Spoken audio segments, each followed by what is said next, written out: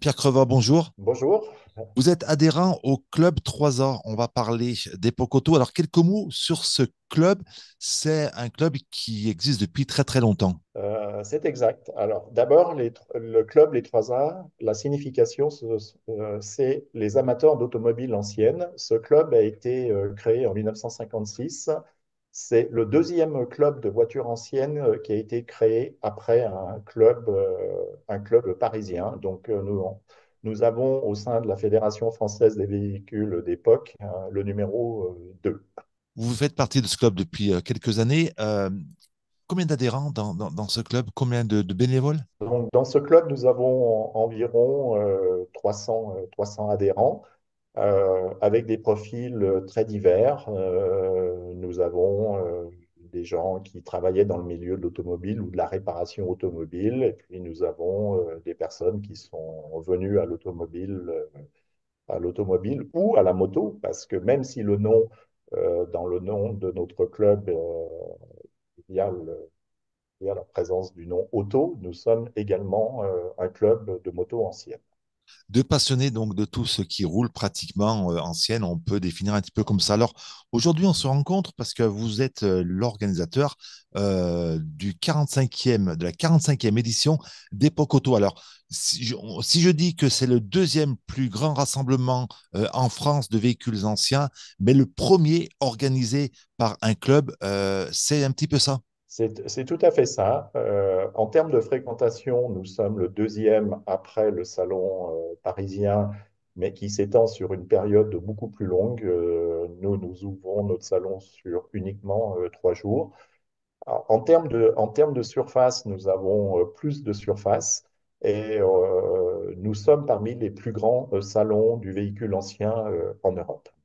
82 000 mètres carrés d'exposition, 1500 véhicules, 850 exposants, c'est à peu près ça. Je dirais même 88 000 mètres carrés 88 000, oui. d'exposition, parce que cette année, nous avons rajouté un hall, environ 8 000 mètres carrés, et ce hall sera partiellement dédié à la moto.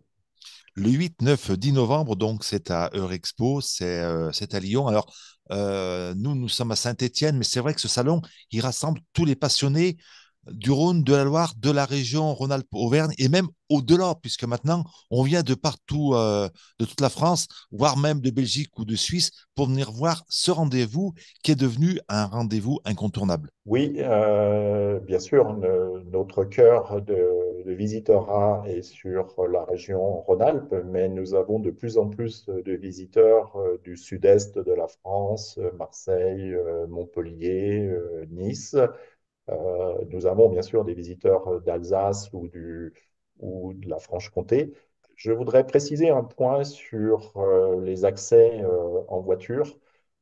Nous avons fortement travaillé avec le parc des expositions et cette année, nous avons quelque chose d'entièrement nouveau, c'est la possibilité de réserver un parking à l'avance au niveau du grand stade de Groupama Stadium pour la journée du samedi et du dimanche. Donc, pour une somme de 8 euros forfaitaire, les visiteurs peuvent réserver une place de parking au Groupama Stadium et monter dans une navette qui est compris dans le prix du parking pour se rendre à Eurexpo et éviter tout risque d'attente dans les accès au parking.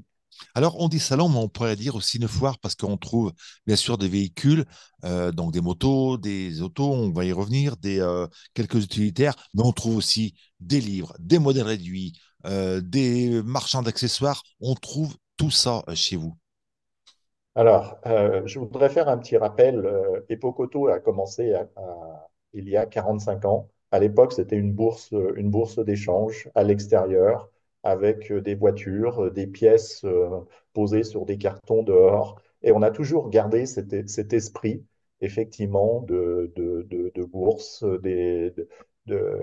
On a des marchands, bien sûr, nous avons des marchands de voitures entièrement refaites, mais nous avons aussi des marchands qui vendent de la pièce détachée, des marchands d'accessoires, d'outillage spécialisé à l'automobile. Et comme vous l'avez cité, pour tout l'univers de l'auto.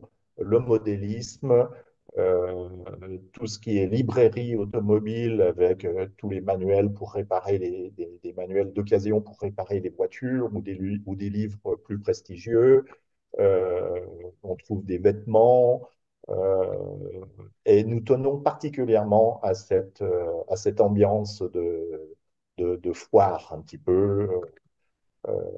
C'est l'ADN, Et il y a- c'est l'ADN des Pocotos. C'est une foire, c'est un petit peu un marché aux puces, comme on dit dans notre région. Absolument, absolument. Les gens discutent dans les allées, se refilent, s'indiquent les bons tuyaux, disent ah bah, tiens, va voir tel stand, il y a telle pièce là-bas.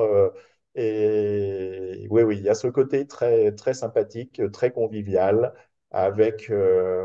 Alors, le vendredi, nous avons plutôt, je ne voudrais pas schématiser, mais nous avons plutôt des visiteurs, je dirais, bricoleurs qui viennent, qui repartent avec de l'outillage. Certains viennent avec un diable parce qu'ils ont commandé à un marchand, je ne sais pas, une grue pour enlever un moteur et repartent avec leur équipement sur le diable. Ou repartent avec des pneus ou des rouleaux de joints ou des choses comme ça. Le dimanche, le samedi, on a peut-être un visitorat de personnes, je dirais, qui se renseignent sur l'achat d'une voiture.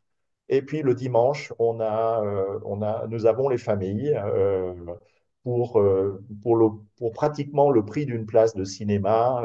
On peut passer une très bonne journée et rêver devant toutes ces voitures, tous ces véhicules anciens. Et Pocoto, c'est aussi un salon solidaire qui invite des écoles et puis des associations. Ça aussi, c'est un petit peu l'ADN maintenant des Pocoto. Donc cette année, en tant qu'association, nous sommes sensibles à donner de la visibilité aux associations. Donc cette année, nous accueillons Dr Clown, qui disposera d'un petit stand pour expliquer leur action auprès des enfants malades dans les hôpitaux. Chaque année également, nous invitons des élèves des lycées automobiles. Cette année, un nouveau lycée qui nous rejoint, le lycée Amédée Gordini à Annecy. Une cinquantaine d'élèves visiteront le salon et en parallèle réaliseront une enquête de satisfaction pour nous, les organisateurs. Et puis Pocoto, c'est des plateaux. Alors, la grande nouveauté cette année, même si vous aviez un petit peu amorcé la chose l'année dernière, c'est des motos et des cyclomoteurs, puisque vous avez doublé la surface d'exposition, c'est ça? Cette année, nous aurons près de 1000 mètres carrés de surface dédiée aux deux roues avec plusieurs thèmes.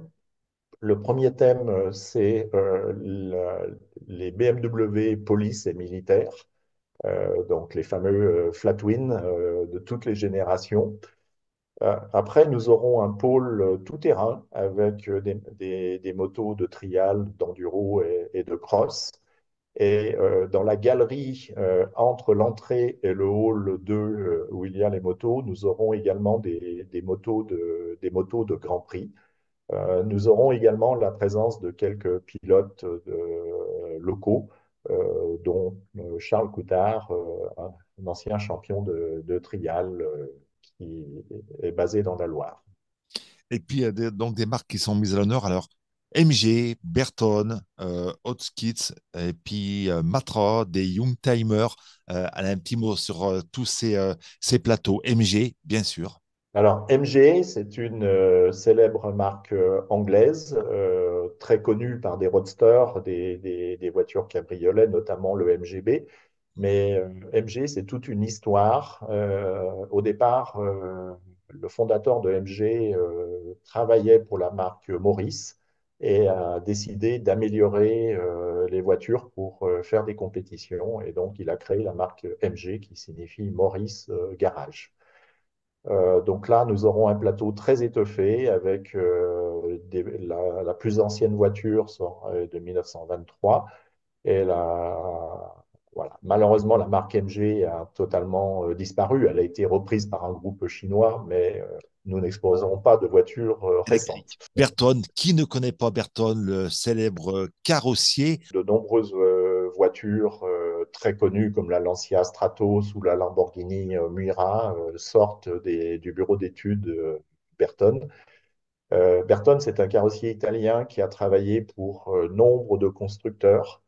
Donc, nous aurons la chance de présenter des prototypes qui n'ont jamais donné suite à une production en série. Notamment, il y a une GS tout à fait exceptionnelle, il y a des Alfa Romeo, il y a une Chevrolet aussi totalement inédite. Donc, sur l'exposition Berton, il y a deux tiers de prototypes et un tiers environ de voitures qui ont été produites en série. Et puis, vous faites une part belle aux Youngtimer. On en voit de plus en plus. Les voitures qui ont entre 20 et 35, 40 ans. C'est un petit peu les voitures fin des années 80 jusqu'à début 2000, 2000, C'est 2005. C'est exact. Les Youngtimers, il y a un engouement depuis quelques années pour ces véhicules plus récents. Ce sont des véhicules qui sont plus faciles à conduire, aussi plus fiables. Donc ce segment est en pleine expansion. Les conducteurs dont Youngtimers sont en général plus jeunes que les conducteurs de véhicules de collection. Et cette année, l'exposition Youngtimer sera dédiée aux véhicules japonais qui sont peu vus. Il y a, il y a plein de modèles japonais qui n'étaient pas forcément présents en France en raison des quotas d'importation qui étaient fixés. Et donc, il y a de belles surprises. Il y aura également une surprise à l'extérieur sur le parking collection, le parking P4, où il y aura également un rassemblement de voitures japonaises qui est ouvert à toutes les personnes qui possèdent un véhicule japonais d'au moins 20 ans. Oui, parce que chez vous, on en prend plein les yeux à l'intérieur, mais aussi à l'extérieur, puisque tous les propriétaires de véhicules qui ont 25 ans, bah, ils ont un parking dédié, réservé, et là, on voit de magnifiques autos. Oui, nous avons un parking qui est réservé aux véhicules d'au moins 30 ans. Alors, on ne demande pas forcément la carte grise, et ce parking est offert par l'organisation Epocoto. Et puis présent aussi, donc, lors de cette édition, les Mustangs, puisqu'elles sont sur l'affiche, et puis les Matra. Quelques mots sur ces deux voitures de légende, ces marques de légende. Alors, cette année, nous fêtons deux anniversaires. Le premier, c'est les 60 ans de la Ford Mustang, avec notamment une voiture mythique qui est la Mustang qui a été utilisée dans le film Bullitt avec Steve McQueen. Et c'est cette voiture que nous avons choisie comme thème pour l'affiche du Salon 2024.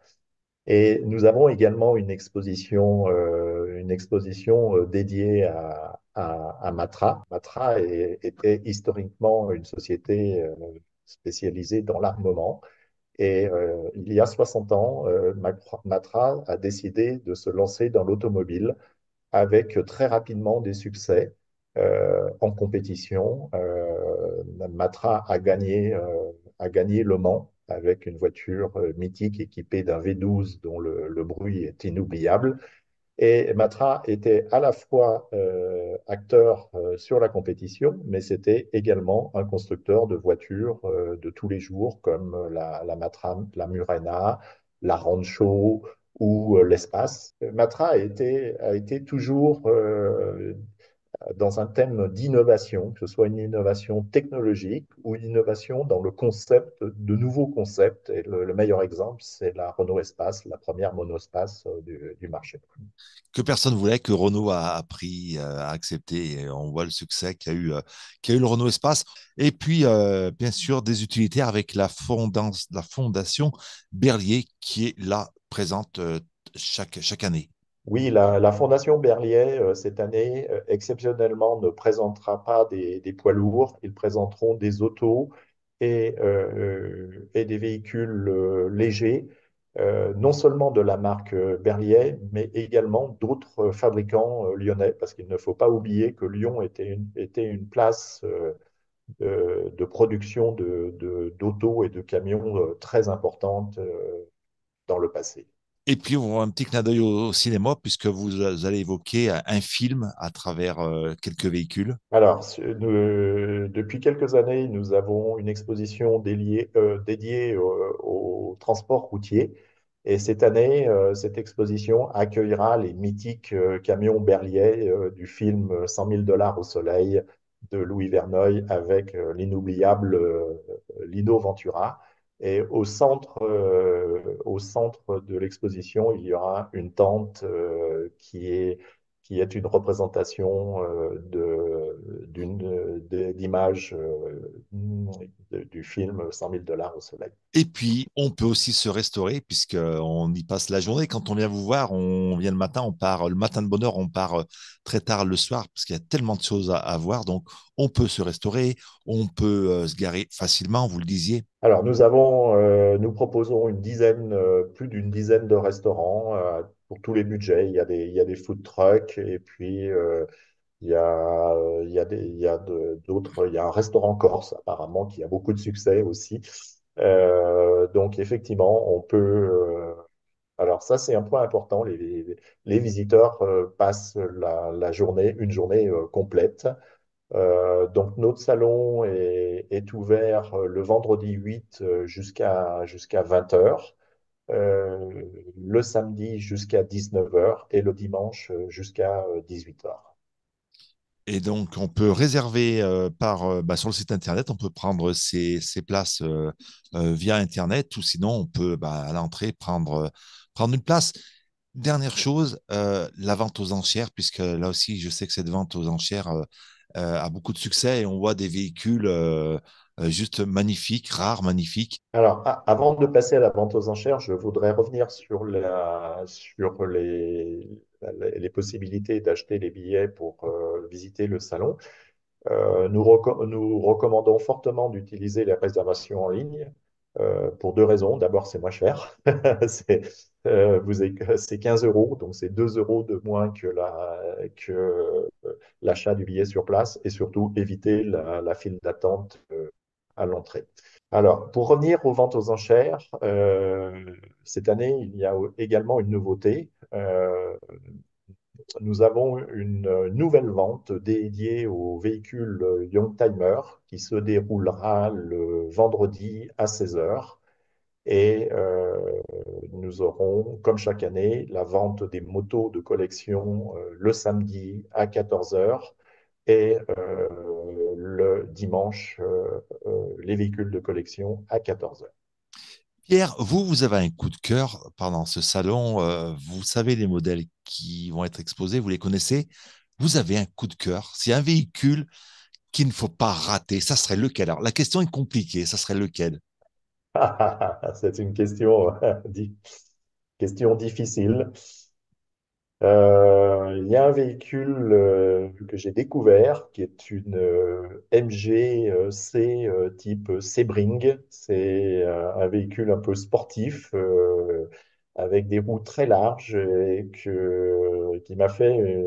Alors, il faut dire que j'ai plusieurs voitures anglaises et que j'ai un petit faible pour les voitures anglaises. Super, merci beaucoup. En tous les cas, donc, c'est le 8, 9, 10 novembre. Allez-y, c'est vraiment, et vous le disiez, c'est le prix d'entrée, le prix d'une place de cinéma, à part qu'on y reste toute la journée.